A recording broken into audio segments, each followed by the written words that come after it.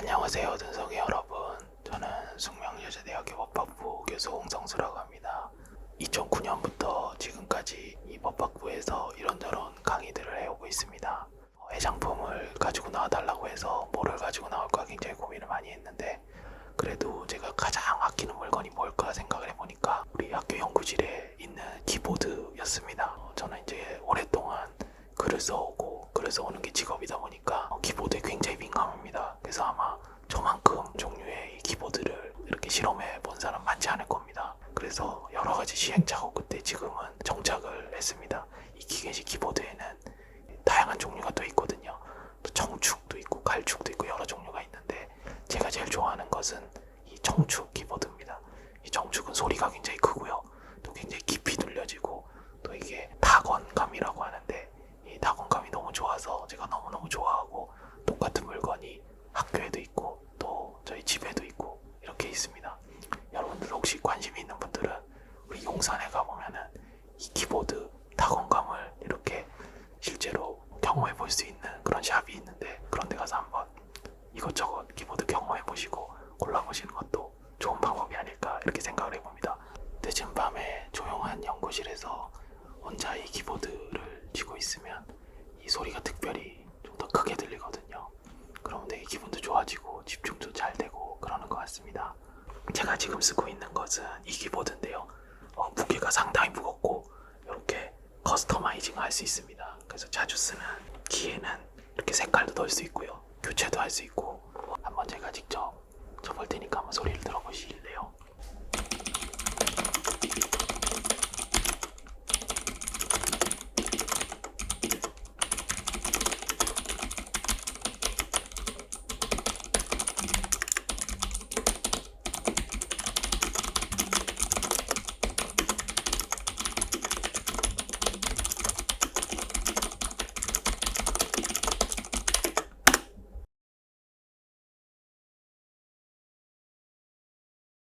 제가 입시에 종종 관여를 하게 되는데요. 그럴 때 이 학생들 자기소개서를 좀 읽어볼 기회가 종종 있습니다. 그걸 보면 요즘 젊은 학생들이 어떤 생각을 좀 하고 있는가, 이런 것들을 좀 엿볼 수 있는 그런 기회가 되는 것 같기도 한데요. 특히 법학과를 지망하거나 로스쿨을 지망하는 자기소개서를 보면 가해자를 엄벌하고 싶다거나 피해자를 위한 변호사가 되고 싶다, 이런 내용들이 많이 눈에 띕니다. 원래 법 전공을 지망하는 학생들은 피의자의 권리나 피고인의 권리, 이런 쪽에 관심을 갖는 경우가 많았는데요. 요즘은 그런 쪽의 내용 거의 찾아보기가 힘든 것 같습니다. 그래서 왜 이런 경향이 생겼나 한번 생각을 해봤습니다. 그건 아마 요즘 젊은 학생들이 한국의 현실을 그렇게 진단하고 있는 게 아닌가, 이런 생각이 들었습니다. 그러니까 현재 한국에서는 범죄를 저지른 가해자들이 제대로 처벌받지 못하고 있다, 또는 그래서 피해자들이 고통을 받고 있다, 이런 생각들을 많이 하는 것 같습니다.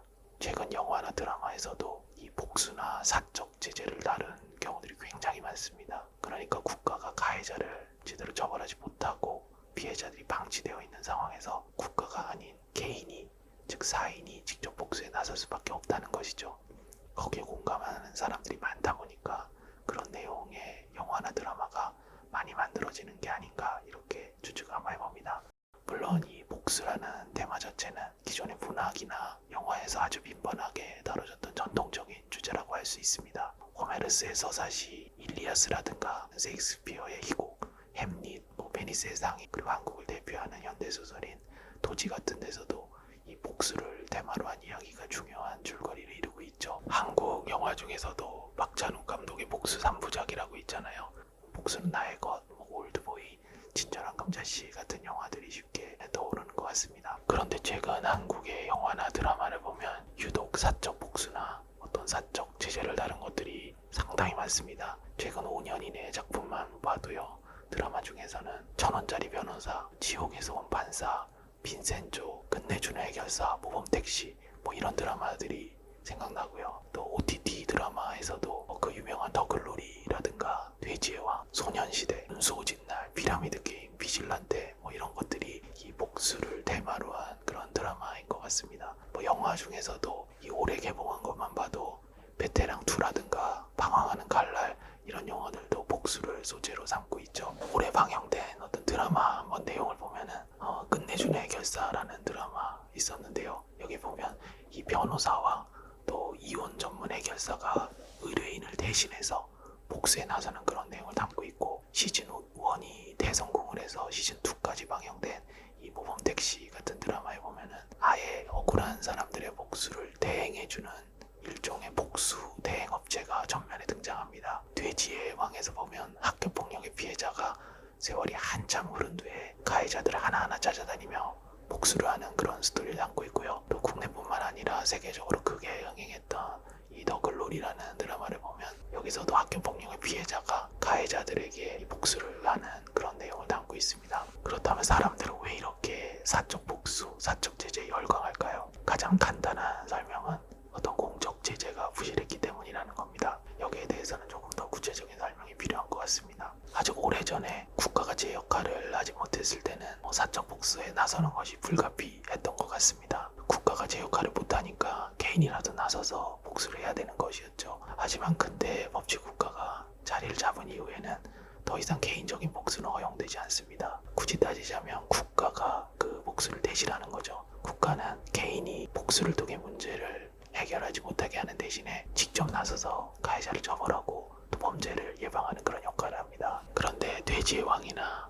더 글로리, 모범택시 이런 데 등장하는 피해자들을 보면 하나같이 국가와 사회의 보호를 받지 못했고 또 가해자들은 처벌을 받지 않은 채 정말 잘 먹고 잘 살고 있습니다. 이 더 글로리의 동은은 잔인하고 집요한 학교폭력을 당했죠. 하지만 학교, 경찰, 부모, 친구 그 누구도 도움에 손길을 내밀지 않았습니다. 아니 심지어 방관을 하기도 하고 동조하기까지 합니다. 어떤 공적 시스템이 완전히 붕괴된 것이죠. 이러한 상황에서 사적 복수라도 해야겠다 이런 마음이 드는 것은 인지상정인 것 같습니다. 실제로 복수극의 주인공들은 사적 복수라는 선택지를 택할 수밖에 없게 내몰린 그런 사람들입니다. 많은 사람들이 이 복수극의 서사를 단순히 허구가 아니라 있을 법한 얘기로 여기는 것 같습니다. 적지 않은 사람들이 이런 얘기를 나의 얘기 또는 나의 친구의 얘기, 가족의 얘기로 생각하는 것이고요.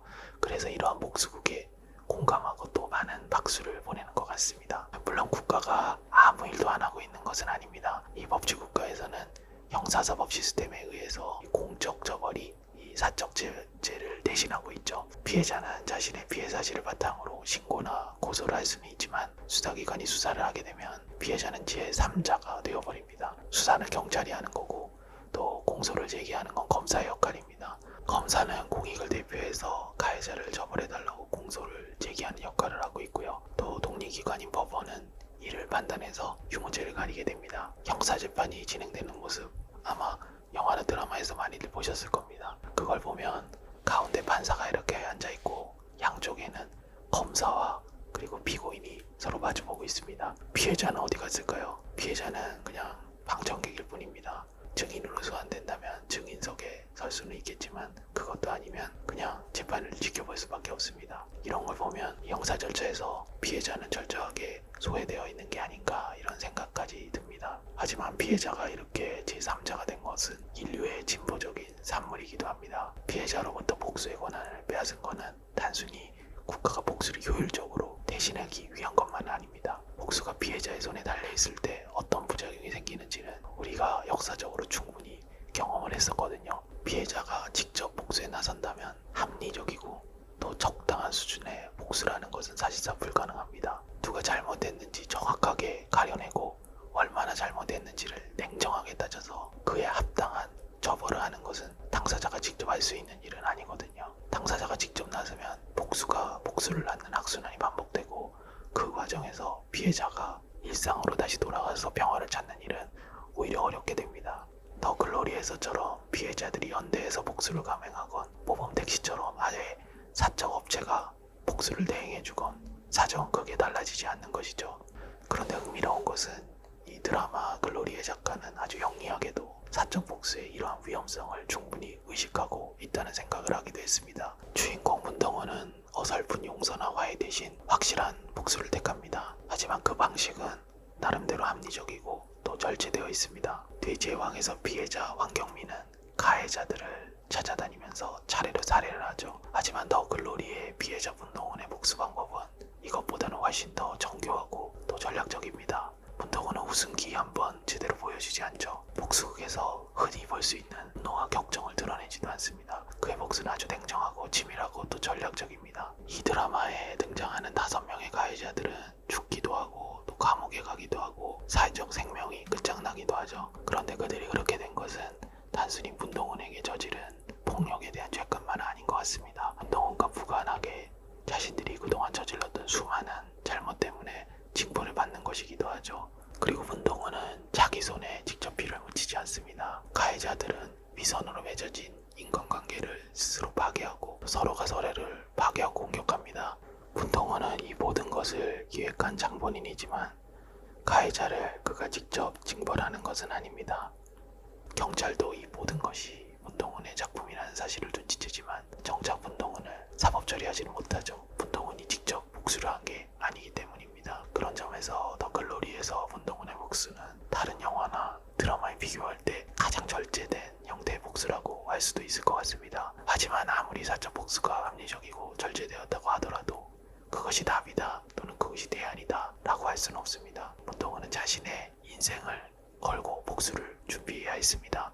그리고 하나하나 실행을 옮기죠. 아주 놀라울 정도로 치밀하게 말입니다. 과연 이러한 방식의 복수를 일반적인 피해자들에게 기대할 수 있을까요? 그건 그냥 드라마니까, 문동은이라는 매우 특수한 인물이니까 알 수 있었던 것입니다. 그렇다고 이러한 영화나 드라마가 아무런 의미가 없다, 허구일 뿐이다, 이런 말씀을 드리려고 하는 것은 아닙니다. 오늘날 이러한 복수극의 인기는 국가적 시스템이 제 기능을 찾아야 한다는 대중들의 간절한 요청으로 이해되면 어떨까 합니다. 영화나 드라마에 대한 열광을 넘어 대중들은 이미 현실에서 사적 복수나 사적 제재를 감행하고 있습니다. 양육비를 제대로 지급하지 않는 아빠들을 고발하는 배드파더스나 또 성범죄자와 사이코패스 신상 공개를 하는 그런 디지털 교도소, 성폭력 피해자가 직접 공개적으로 고발을 하는 미투 운동, 이런 것들은 픽션이 아니라 우리가 발 딛고 있는 현실입니다. 국가가 제대로 역할을 못하고 있기 때문에 벌어지고 있는 일들이죠. 국이 범죄자를 엄벌에 처하지 않고 있기 때문에 벌어지는 현상일 수도 있습니다. 이러한 진단이 완전히 잘못된 것은 아니지만 좀 더 풍부한 이해가 필요하다는 생각입니다. 엄벌한다는 것이 무엇일까요? 엄벌한다는 것에는 확실히 처벌한다는 것과 강하게 처벌한다, 이 두 가지 의미가 모두 포함되어 있습니다. 전자를 처벌의 확실성이라고 부르고 후자를 처벌의 강도라고 부릅니다. 처벌의 확실성은 가해자를 남김없이 찾아내서 확실하게 처벌을 한다는 뜻이고요. 처벌의 강도는 그렇게 붙잡힌 가해자들에게 높은 형량을 부과한다는 뜻입니다. 돼지의 왕이나 더글로리, 우범택시 이런 데 나오는 가해자들은 어떠한 처벌도 받지 않았습니다. 대부분의 경우 처벌을 아예 받지 않은 것이 문제였던 것이지 약하게 처벌을 받아서 문제였던 것은 아니죠. 그래서 이런 복수극에서 실천적 결론을 도출한다면 가해자를 강하게 처벌해야 한다, 이거보다는 확실하게 처벌해야 한다가 아닐까, 이렇게 생각을 해봅니다. 실제로 범죄 예방을 위해서는 처벌의 강도보다는 처벌의 확실성이 더 효과적인 것으로 알려져 있기도 합니다. 피해자의 관점에서 무엇이 피해자를 위한 것인지도 생각해 볼 필요가 있습니다. 범죄와 폭력의 피해자들이 가장 원하는 것은 뭘까요? 피해자들이 가장 원하는 것은 아마 피해 이전의 상태로 되돌아가는 것일 것입니다. 피해자들이 가해자의 엄벌을 원하는 것은 피해 이전으로 돌아가기 위한 하나의 방법이 아닌가 합니다. 영화나 드라마 속 주인공들이 사적 복수에 나서는 것은 다시 일상으로 돌아가기 위한 처절한 몸부림이라고 할 수 있습니다. 하지만 가해자를 처벌하는 것만으로는 피해자의 사회복귀 문제가 완전히 해결되는 것이 아닙니다. 피해자에 대한 심리적, 물질적 지원과 보호가 필요하고 사회적 차원의 지지와 연대도 필요합니다. 이것은 가해자를 엄벌에 처하는 것보다 훨씬 더 어려운 일이고 또 장기간에 걸쳐 다양한 노력이 필요한 일이기도 합니다. 이에 반해 사적 복수는 매우 어렵고 또 위험한 일이기도 하죠. 영화나 드라마에서처럼 복수 자체는 당사자가 직접 할 수 있을지 모르겠습니다. 하지만 피해자의 사회복귀라고 하는 과제는 개인이 할 수 있는 일은 아닙니다. 그것이야말로 사회의 공적 시스템이 작동해야 가능한 일이죠. 복수의 악순환을 막고자 피해자를 제3의 지위로 멀찌감치 떨어뜨려놨던 근대 형사 절차가 최근에는 다시 피해자의 문제에 관심을 갖기 시작했습니다. 그리고 보완책을 마련하기 시작했습니다. 피해자가 안심하고 신고할 수 있는 시스템, 피해자에 대한 어떤 경제적 보상, 심리적 지원, 형사 절차에서 피해자의 참여 보장, 또 피해자를 위한 국선 전담 변호사 제도, 이미 많은 제도들이 시행 중이거나 또 논의 중에 있습니다. 아직 보완할 점이 많지만 우리가 꼭 관심을 가져야 할 중요한 제도들입니다. 복수를 다룬 영화나 드라마의 가장 큰 미덕은 피해자가 어떤 고통을 당했는지 극적으로 보여주는 것이라고 생각합니다. 당사자가 아니면 정확하게 인지하기 어려운 이야기들을 누구나 공감하게 만드는 것이 바로 영화나 드라마 같은 대중매체의 힘이겠죠. 그렇게 만들어진 분노의 에너지는 의미도 있고 위력적이기도 합니다. 하지만 지속 가능한 것은 아닙니다. 하루아침에 언제 그랬냐는 듯 유행이 끝날지도 모릅니다. 더 이상 이 문제를 영화나 드라마에만 맡겨둘 수 없는 이유입니다. 사적 복수에 열광하는 사회, 이제는 우리가 응답을 해야 합니다. 가해자에게 분노하고 사적 복수에 공감하고 열광하는 것에 그쳐서는 안 될 것입니다. 가해자를 엄벌에 처해야 한다라는 그런 교훈으로만 귀결되어서도 안 되겠습니다. 피해자 보호 및 사회적 복귀를 위한 지원에 우리의 공적 자원을 충분히 투입을 해야 합니다. 복수를 개인에게 맡기는 것이 아니라 법과 제도가 제 역할을 할 수 있도록 해야 합니다. 이것이 복수를 다룬 영화나 드라마로 모아진 분노의 에너지를 가장 효과적으로